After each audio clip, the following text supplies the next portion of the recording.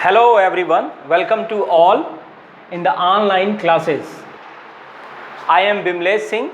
I am going to explain the chapter in the Kingdom of Fools written by A.K. Ramanujan. This story has been taken from the book prescribed for class 9 Moments, which is a supplementary book. This is a very interesting stories.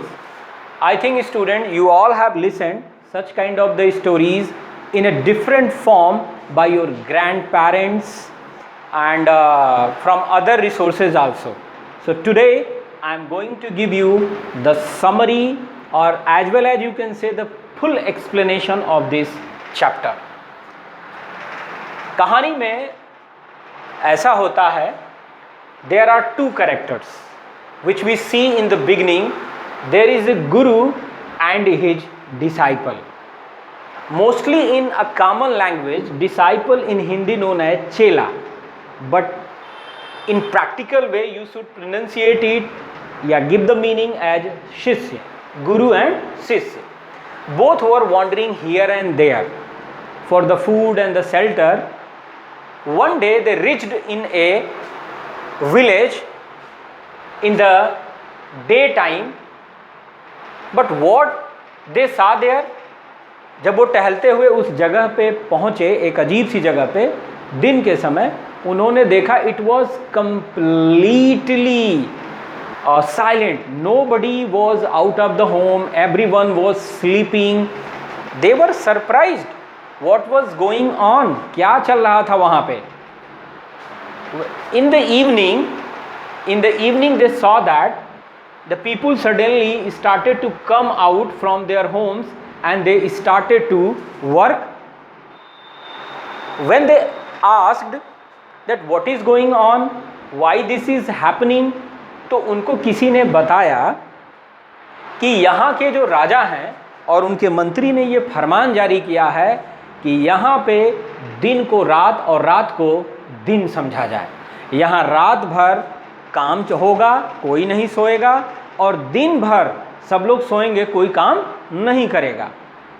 The Guru was a great scholar you can say. वो समझ गया कि यहाँ पे कुछ न कुछ गड़बड़ है. बट सडनली शिष्य को बहुत तेज भूख लगी थी. वो एक दुकान पे गया and he just try to ask the rate of the things and he was surprise to see that वहाँ सब चीज़ें एक ही रेट में मिल रही थी और थोड़े से पैसे में. और वहाँ की जो करेंसी थी वो थी दुद्दू. When you will read the original text you can find. तो उसने एक दो दुद्दू खर्च किए और भरपेट उसको खाना मिला. बट द डिसाइपल जो था वो लालच में आ गया. उसे लगा, वो थोड़ा भुक्खड़ था, पेटू था, he was fond of food. उसे लगा कि अगर वो यहाँ रहेगा तो कम पैसे में खूब खाएगा. और उसने कहा अपने गुरु से कि मैं अब यहीं रहूँगा. Then the guru said that it is dangerous to stay among the fools. They may cause a great danger for you in coming days. लेकिन वो माने नहीं और शिष्य वहीं रुक गया. अब कहानी जो है राजा के दरबार की तरफ शिफ्ट करती है. एक घटना होती है कि एक चोर एक व्यापारी के घर में चोरी करने जाता है और चोरी करने के दौरान अभी वो अंदर घुसा ही रहता है तो उस व्यापारी के घर की एक दीवार उसके ऊपर गिर जाती है और वो उसकी मौत ऑन द स्पॉट हो जाती है. Now this is a case. और चोर का भाई जो है राजा के दरबार में now just going to complain about it that merchant should be hanged because my brother was just died only because of. ठीक है, अगर वो दीवार मजबूत बनवाया होता तो वो मर गया, नहीं मरा होता. तो राजा कहते हैं चलो अब मर्चेंट को बुलाओ. मर्चेंट आता है, कहा सर दीवार मैंने तो नहीं बनाई. हाँ नहीं, मर्चेंट ने दीवार मैंने तो नहीं बनाई, ये उस मिस्त्री ने बनाई है, मैसन ने बनाई है, उसको बुलाया जाए, मैं दोषी नहीं हूँ. अब मैसन आता है मैसन एक तरीके से आप राजगीर हिंदी में कह सकते हो, या जो मिस्त्री दीवार पे ईंटों के जोड़ने का जो काम करता है। ओके, अब उसको बुलाया जाता है। वो बोलता है सर सर इसमें मेरा कोई दोष नहीं है, आई am not just guilty, I have not done any kind of the mistake, it is the dancing girl जिसने मुझे बाध्य किया गलती करने पे। जब मैं दीवार पे ईंटें जोड़ रहा था तो वो जो डांसिंग गर्ल है उसके पैरों में जो है वो एंकल्स थे बड़े भारी, और जब वो ऊपर नीचे जा रही थी सीढ़ियों से तो उसका माइंड डिस्ट्रैक्ट हो रहा था और वो दीवार प्रॉपरली जोड़ नहीं पाया। तो आप कह सकते हैं कि उसमें मेरा कोई दोष नहीं है। Main accused is dancing girl. राजा महाबेवकूफ़, आप ध्यान से देखिए। फिर राजा कहता हाँ डांसिंग गर्ल ही जो है वो मेन एक्यूज है, उसको बुलाओ। डांसिंग गर्ल आती है और वो बेचारी रोने लगती है, कहती है महाराज I am not guilty, I am not guilty, goldsmith is responsible for all these activities. तो उन्होंने पूछा how can you say that goldsmith is responsible for that. तो डांसिंग गर्ल कहती है उसने मुझे ज्वेलरी बनाने के लिए कहा था और वो मुझे इस टाइम उस टाइम बुलाता था और मैं बार बार सीढ़ियों से जाती थी और इसीलिए जो है इसका ध्यान भटका, दीवार कमज़ोर हुई और वो जब चोरी करने आया हल्की सी चोट पड़ी, गिरी। तो मेन रीज़न आप कह सकते हैं कि गोल्ड स्मिथ है। अगर वो मुझे नहीं बुलाया होता तो ना इसका ध्यान भटका होता, ना दीवार कमज़ोर हुई होती और ना ही ये बेचारा चोर मरा होता। अब गोल्ड स्मिथ को बुलाया जाता है। राजा ने कहा हाँ ये तो बिल्कुल बात सही कर रही है, इसको गोल्ड स्मिथ को बुलाओ। गोल्ड स्मिथ आता है और वो कहता है कि सर इन्होंने ऐसे जो है अपने लैंड का स्ट्रक्चर ही बनाया है, इसलिए जो परिवार है मर्चेंट का वही गिल्टी है, अब उन्हीं को जो है फांसी पे चढ़ाया जाए। तो कहानी मर्चेंट से घूमते हुए फिर मर्चेंट पे आती है और उसके मंत्री वगैरह जो रहते हैं कहते हैं नहीं इट्स ओके बिल्कुल सही, मर्चेंट को ही जो है फांसी पे लटकाया जाए। In the next scene you can see that whole the cabinet and the king himself decided that merchant to be hang, उसे मौत की सज़ा, उसे फांसी पे चढ़ा दिया जाए।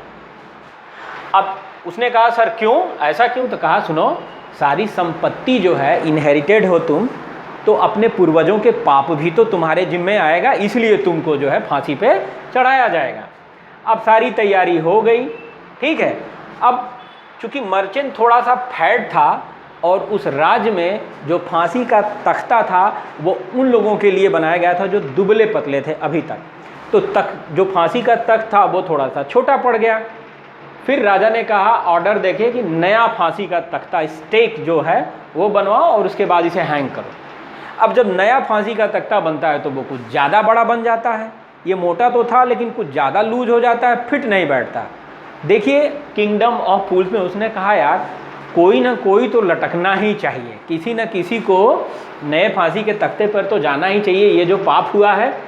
अब वो अपने सैनिकों को आदेश देता है कि तख्त के साइज का कोई मोटा आदमी जाके राज्य में से खोज के लाओ।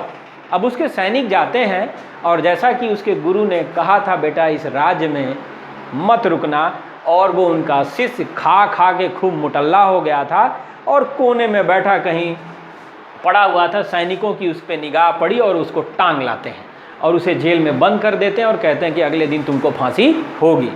अब जो है शिष्य को गुरु की सारी बातें याद आती हैं कि तुम्हें यहाँ नहीं रुकना चाहिए, एक दिन तुमको जो है वो दिक्कत हो सकती है, और आज वो दिक्कत हो गई। तभी गुरु उसके सपने में आते हैं और कहते हैं तुम घबराओ नहीं, मैं आ रहा हूँ। और उसके बाद जब गुरु आते हैं और वो कहते हैं कि पहले मुझे फांसी पे लटकाओ, मैं इस फांसी पे पहले लटकूंगा। उसके बाद राजा आश्चर्य में पड़ जाता है, फिर क्यों भाई ऐसा क्यों? और वो शिष्य के कान में जाके कुछ कहता है। अब राजा को शक हो जाता है, वो कहता है नहीं पहले बताओ क्यों क्यों क्यों। तो गुरुजी जानते हैं कि ये सब बेवकूफ़ हैं और वो कहते हैं कि जानते हैं ये जो नया पवित्र फांसी का तख्ता है इसकी क्या विशेषता है, इस पे जो व्यक्ति पहले फांसी पे चढ़ेगा वो क्या होगा, वो अगले जन्म में इसी राज्य का राजा बनेगा, और जो दूसरा व्यक्ति फांसी पे चढ़ेगा वो उसका मंत्री बनेगा। अब राजा पागल हो जाता है ये सुन के। अब वो कहता है नहीं नहीं नहीं नहीं, तो इन दोनों को हटाओ, इन दोनों को हटाओ, हम दोनों। और कहानी के अंत में ये देखा गया है, राजा पहले फांसी के तख्ते पर चढ़ के मर जाता है, फिर उसका मंत्री भी जाता है, दोनों की मौत हो जाती है।